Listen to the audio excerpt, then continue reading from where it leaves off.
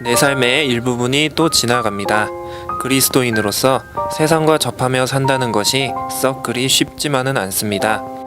많은 유혹과 숱한 죄의 행로를 뿌리치며 살아왔지만 오히려 손해와 오해, 시대를 모른다는 손가락질도 받습니다.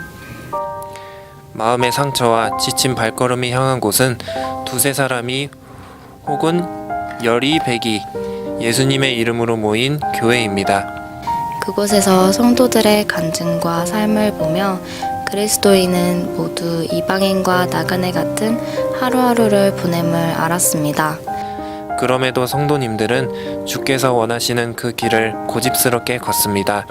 그 속에서 저는 주님의 형상을 보았습니다. 세상은 어차피 우리 편이 아닙니다, 여러분. 이거 기억하십시오. 세상은 결코 우리 구원받은 하나님의 자녀 편이 아니에요. 세상 권세는 다 사탄에게 하나님께서는 내어준 바 된 겁니다. 지금은 잠깐 사탄에게 이 세상 권세를 넘겨준 것 뿐이에요. 그래서 우리가 잠깐 이 세상에 살고 있는 이 동안에는 어차피 세상은 우리 편이 아니고 세상은 우리를 대적하는 편에 늘 서 있고, 그리고 우리를 어떻게 하면 망하게 할까, 그걸 연구하고 있는 것이 사탄과 세상입니다.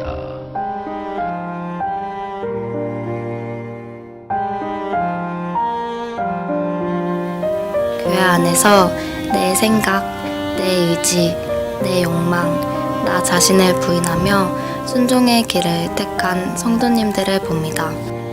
그것이 지금은 눈물 골짜기일지라도 그 가운데서 표현할 수 없는 평강과 이해하기 어려운 기쁨을 봅니다. 주님의 약속대로 순종의 열매를 맺는 것도 보고 아직 응답이 없을지라도 소망을 잃지 않고 묵묵히 나아가는 그 모습은 정말 존경스럽고 아름답습니다. 순종의 삶을 보이는 성도님들처럼 저도 그렇게 이 길을 가리라 매일매일 자신을 부인하며 다짐을 해봅니다. 하나님의 기쁨이 나의 기쁨이 됩니다. 여러분, 어디에서 그 기쁨을 찾으십니까? 어디에서 능력을 받으십니까? 그분의 뜻을 행했을 때 우리 영혼의 양식이 되고 그 힘으로 살만 나게 이 세상 살아갈 수가 있는 거예요.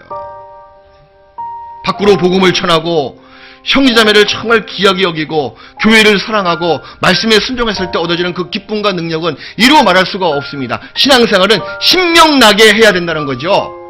왜 교회 오시는데 무거운 짐처럼 오늘도 주일날이야 또 하지 못해서 가야 되겠다 그런 마음으로 오십니까? 그건 신앙생활과 거리가 먼 겁니다. 기쁜 마음으로, 즐거운 마음으로 오늘도 하나님 말씀을 듣는다, 하나님이 나의 기도에 정말 응답하시는구나, 그리고 늘 하나님과 함께 동행하는 그 생활은 결코 무거운 짐이 아닙니다. 사랑은 자원하는 마음을 스스로 복받치게 우러나게 만드는 능력이 있잖아요. 사랑하기 때문에.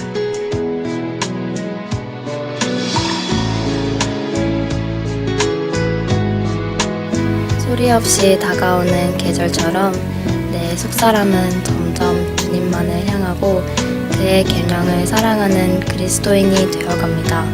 불가능할 것 같은 가족 전도도 하나둘 맺혀지고 이 세상의 보암직하고 먹음직하고 탐스러운 것들은 더 이상 유혹의 대상이 되지 않는군요. 그래서 저도 형제자매님들이 경험한 승리하는 삶을 경험했습니다. 올해 2016년, 올해만큼은 내 한 몸을 주님이 기뻐하시는 거룩한 산 제사의 번제물로 나부터 불타오르겠다.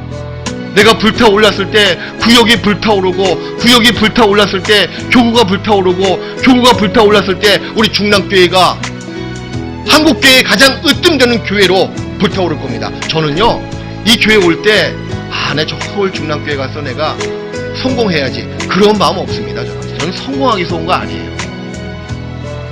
이 교회를 부흥시키기 위해서, 그리고 세상과 죄와 사탄으로부터 승리하는 사람으로 만들기 위해서, 같이 승리자가 되기 위해서 온 겁니다.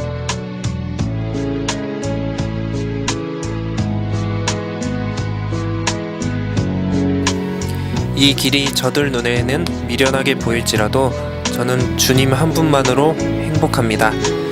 영원한 천국, 세상 끝날까지 함께 하시는 주님이 이 길 끝에서 맞아주실 테니까요. 비록 지치고 힘든 일로 인해 퇴보하기도 했지만 형제 자매님들께서 말씀에 순종함으로 승리하는 삶을 보며 저도 한 해를 잘 마무리할 수 있었습니다. 내 짐을 여호와께 맡겨버리라. 너를 붙드시고 구원받은 사람을 붙들어 주시고 구원받은 사람의 요동함을 영영이 허락지 아니하신다. 이게 하나님의 본심이십니다. 우리가 흔들리고 믿음이 없는 상태에서 갈팡질팡하는 모습을 하나님께서는 원하지 아니하신다는 거예요. 그 믿음을 가지라. 의인은 믿음으로 말미암아 살리라. 그 믿음이 뭐냐 그 얘기예요. 믿음은 하나님께 맡기는 생활입니다. 맡김 다음에 결국은 걱정과 염려가 없어지는 거예요. 믿음의 결국은 평강입니다. 평강한 마음에 주어졌다는 것은 내가 하나님께 의지했구나 라는 증거가 된다는 거죠. 한 해를 돌아보며 생각해 보았습니다.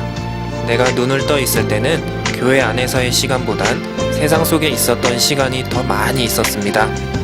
그 가운데에서 교회에 오면 저에게 먼저 오는 손이 있었고 관심이 있었고 걱정이 있었고 웃음이 있었습니다. 그 모습을 보며 저 또한 웃을 수 있었고 힘을 낼 수 있었습니다. 이것이 다 형제 자매님들을 통해서 저에게 전해진 하나님의 사랑이 있었기 때문이었습니다. 근데 구원을 받고 나서 교회 안에 들어보니까 정말 자기 시간을 버리면서까지 여러분 자신을 위해서 기도하고 봉사해주고 교제해주고 신방 와주고 그런 것이 얼마나 값진 교제의 모습들이에요. 다른 데서 찾지 마십시오. 우리 교회 안에 그런 형제자매가 그렇게 100명 이상 있는 거예요. 자매가 100명 이상 있는 겁니다. 여러분이 몸담고에 있는 중랑교회 정말 굉장히 좋은 교회입니다. 이런 교회가 없다면 우리가 어떻게 주님을 올바르게 알고 올바른 가르침을 받고 그리고 뜨겁게 사랑할 수가 있었겠어요. 그럴 수가 없거든요. 나를 위해 피로써 죗값을 갚아주신 예수님 정말 고맙습니다. 그리고 사랑합니다.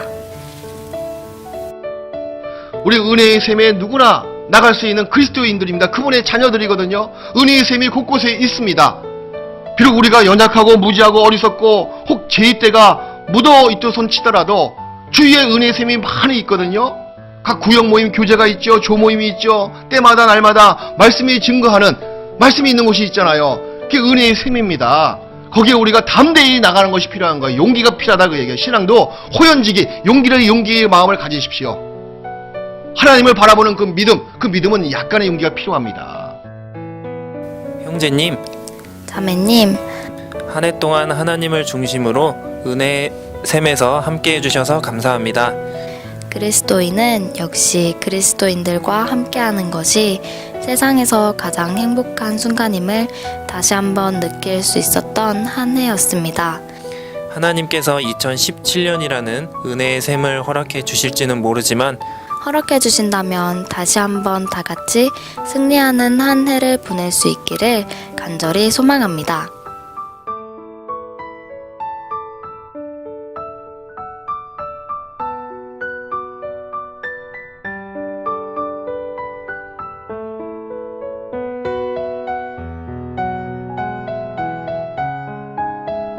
형제님, 자매님, 그리고 하나님, 다들 정말 사랑합니다.